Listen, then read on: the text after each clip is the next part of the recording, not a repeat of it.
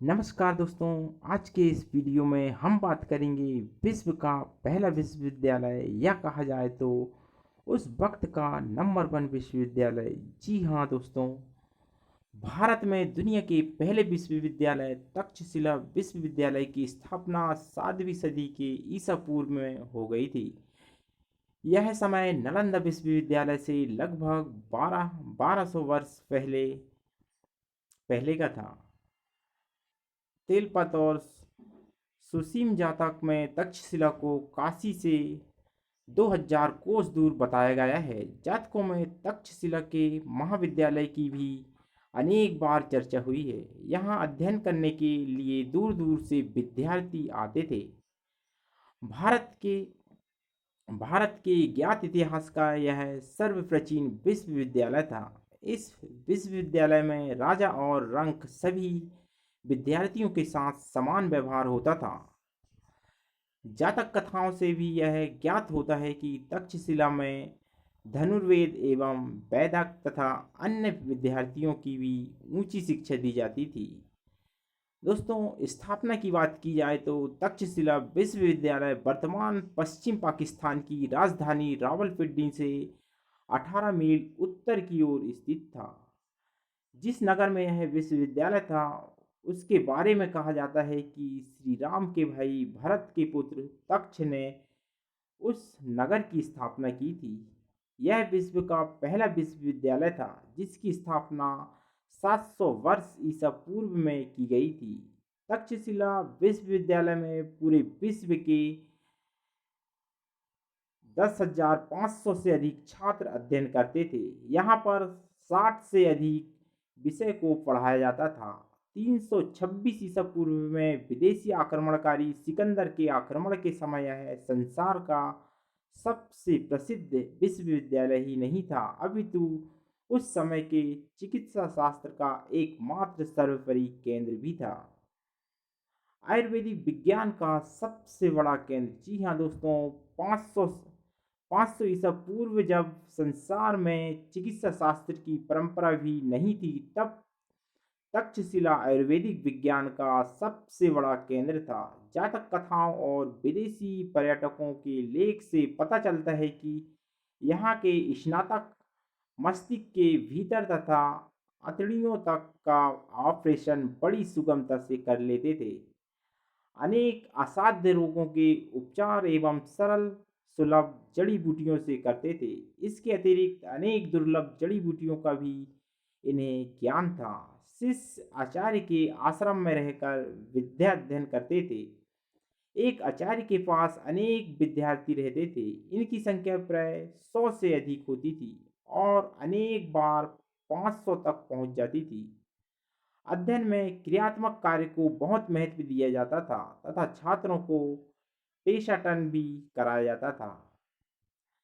इस तक्षशिला विद्यालय में शुल्क और परीक्षा की बात की जाए तो शिक्षा पूर्ण होने पर परीक्षा ली जाती थी एवं तक्षशिला विश्वविद्यालय से स्नातक होना उस समय अत्यंत गौरवपूर्ण हुआ करता था।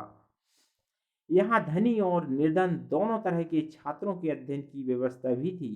धनी छात्र आचार्य को भोजन निवास एवं अध्ययन का शुल्क देते थे तथा निर्धन छात्र अध्ययन करते हुए आश्रम के कार्य किया करते थे। दोस्तों शिक्षा पूरी होने के दोस्तों शिक्षा पूरी होने पर वे शुल्क देने की प्रतिज्ञा करते थे। प्राचीन साहित्य से वैदिक विदित होता है कि तक्षशिला विश्वविद्यालय में पढ़ने वाले उच्च वर्ण के ही छात्र होते थे। सुप्रसिद्ध विद्वान चिंतक एवं कूटनीतिज्ञ अर्थशास्त्री चाणक्य ने भी अपनी शिक्षा यहीं पर पूर्ण की थी। इसके बाद यहीं शिक्षण कार्य करने लगे और यहीं उन्होंने अपने अनेक ग्रंथों की रचना की थी। इस विश्वविद्यालय की स्थिति ऐसे स्थान पर की गई है जहां पूर्व और पश्चिम से आने वाले मार्ग मिलते थे।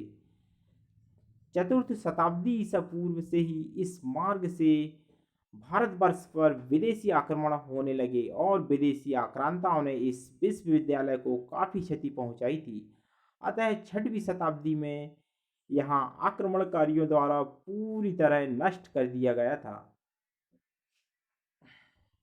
दोस्तों, इस विश्वविद्यालय की स्थिति के बारे में बात की जाए तो उस काल में तक्षशिला एक विख्यात विश्वविद्यालय था।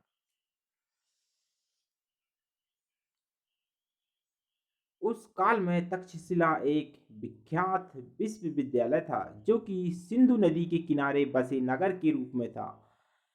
विश्वविद्यालय में प्रख्यात विद्वान तथा विशेषज्ञ शिक्षकों के रूप में छात्रों को शिक्षा देते थे। तक्षशिला में शिक्षा ग्रहण करने के लिए दूर दूर से राजकुमार, शाही परिवार के पुत्र, ब्राह्मण, विद्वानों, धनी एवं धनी लोगों तथा उच्च कुलों के बेटे आते थे।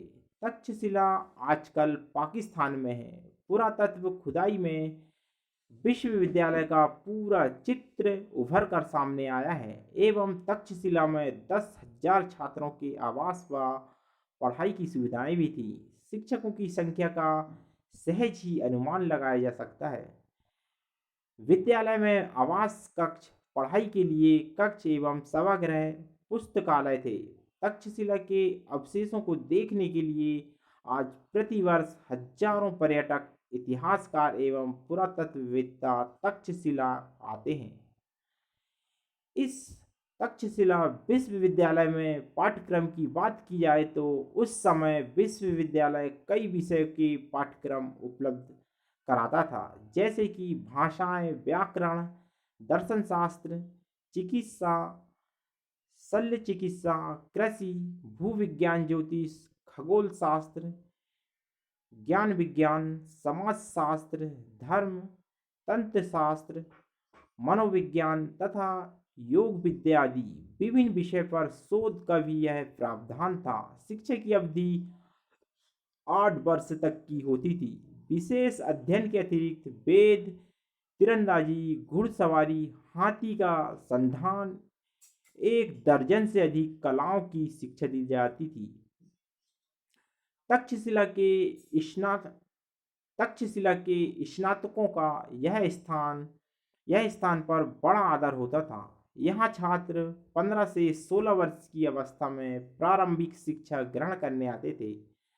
स्वाभाविक रूप से चाणक्य को उच्च शिक्षा की चाह तक्ष स्वाभाविक रूप से चाणक्य को उच्च शिक्षा की चाह तक्षशिला ले आई और यहाँ चाणक्य ने पढ़ाई में विशेष योगदान भी दिया था।